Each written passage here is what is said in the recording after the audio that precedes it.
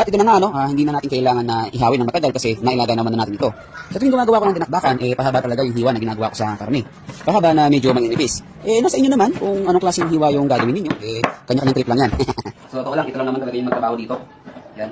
Dapat talaga matyaga tayo. Yung matrabahong preparation, promise, worth it naman yung pagod. Okay? Sakong-sako. Umuulan pa. The weather is inviting, ika nga. Yan. Nasa inyo kung anong gusto nyong i-partner dito. Pero para sa akin, pagka ganito mga karne, dapat mga hard. Mga hinebra. Lagyan natin yung sibuyas. Yan. Bali, puting sibuyas yung ginamit ko kasi medyo mas matamis to kumpara sa pula. Pero pwede rin naman yung pula, nasa inyo rin naman. Yan. Yan, kalamansi. Pwede rin kayo maglagay ng suka. Gerber. Pamintang pino.